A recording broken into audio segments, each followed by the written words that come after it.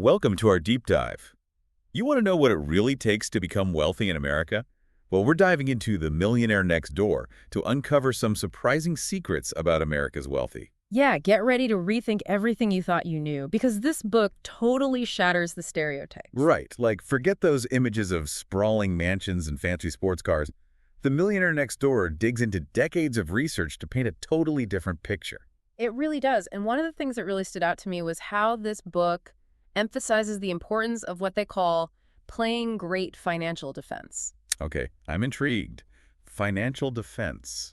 What does that even mean? It's all about being really smart and strategic with your money. Like, think of it like building a solid financial fortress brick by brick through things like budgeting, planning, and making smart investments. So it's less about flashy spending and more about being financially savvy and responsible in your everyday life. Exactly. And the book really drives this point home with this great anecdote about a group of decamillionaires and, get this, Budweiser. Wait, Budweiser. Like the beer. Yeah. The researchers were hosting this gathering for these super wealthy individuals.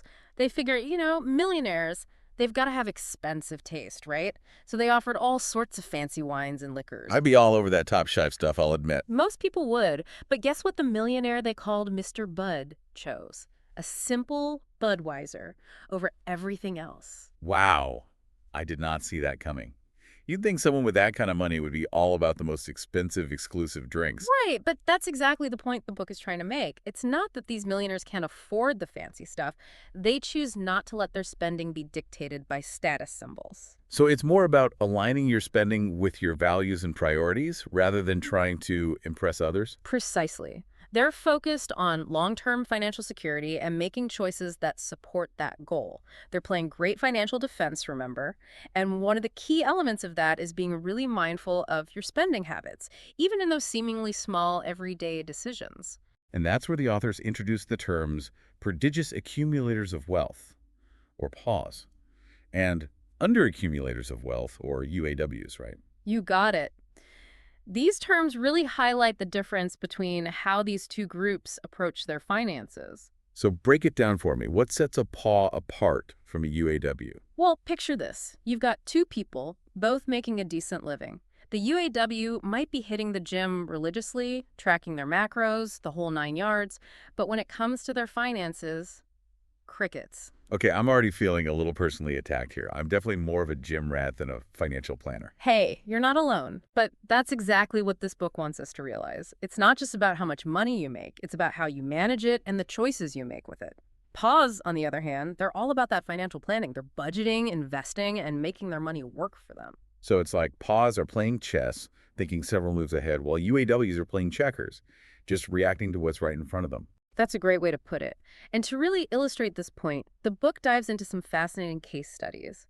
One that really sticks out is the story of Dr. South and Dr. North. Two doctors, similar incomes, but wildly different net worths. Oh, well, this is where I'm guessing things get interesting. What made the difference? Was it their specialty within medicine? Actually, their professions were quite similar. The real difference was their spending habits. Dr. South, he was your classic UAW. As his income grew, so did his spending. Fancy cars, designer clothes, extravagant vacations, you name it, he splurged on it. So he was living the high life, enjoying the fruits of his labor.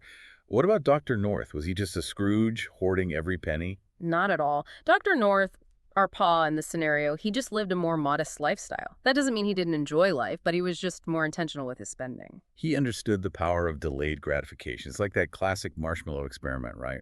Where the kids who could resist eating the marshmallow ended up being more successful later in life. Exactly. And this ties into another really interesting concept from the book, the hidden costs of living in what's considered a high-status neighborhood. So you're saying that living in a more affluent neighborhood could actually be a financial trap. That sounds kind of counterintuitive. It definitely can be. Think about it. You move into this fancy neighborhood, and suddenly you're surrounded by people with expensive cars, designer clothes, and lavish vacations.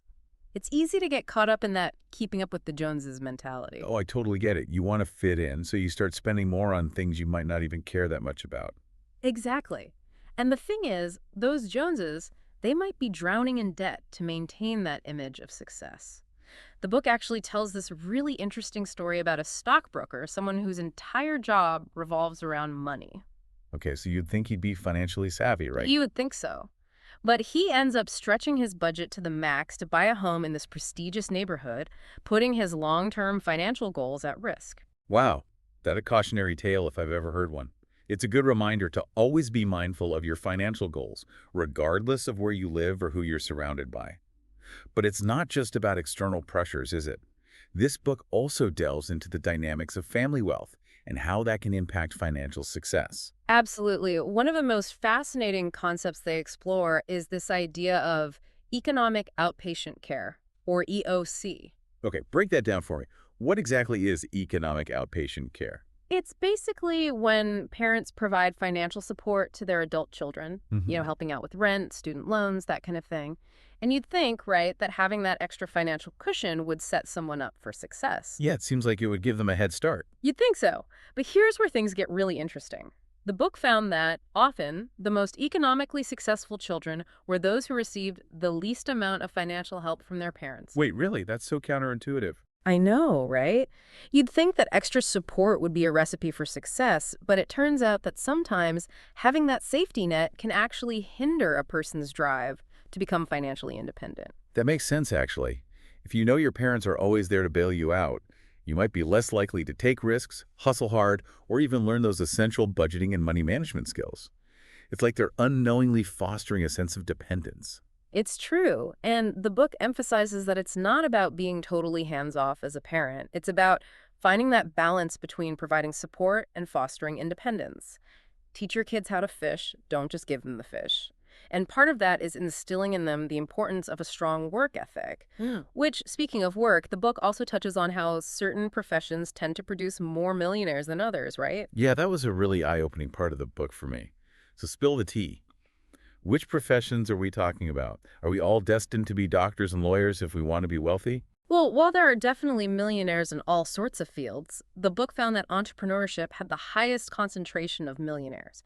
But even then, they were sure to emphasize that it's not some magic formula.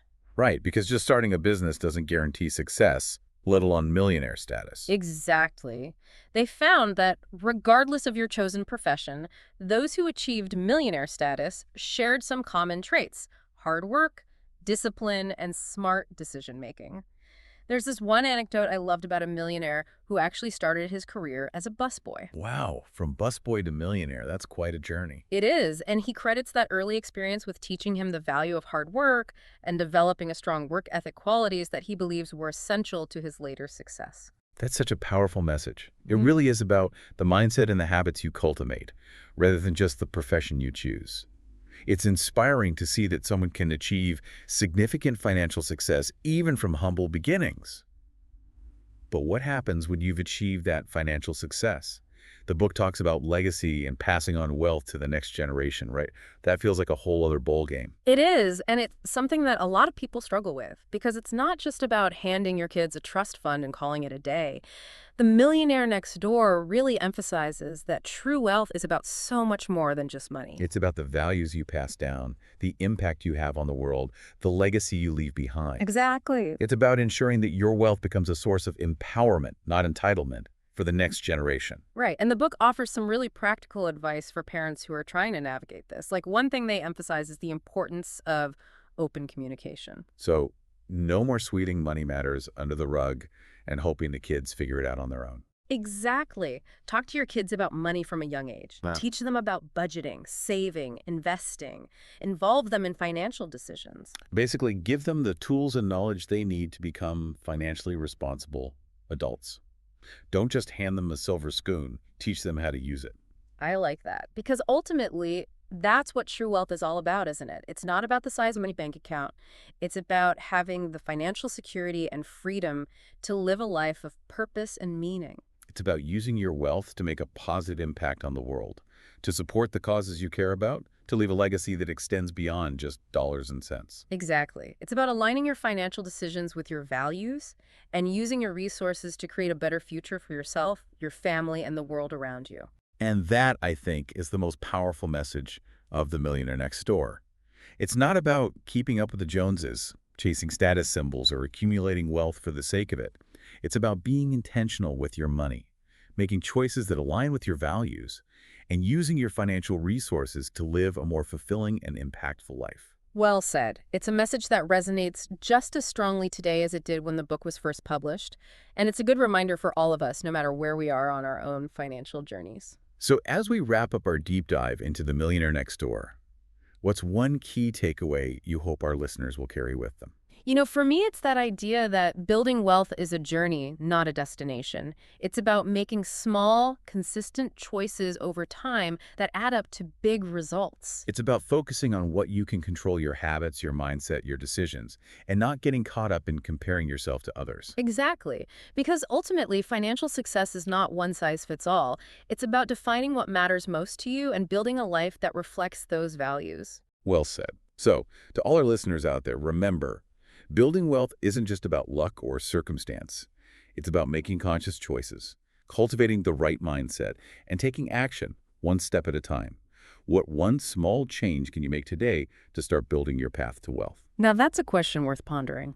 It sure is. Yeah. And on that note, we'll wrap up this deep dive. Thanks for joining us, and until next time, keep those financial wheels turning.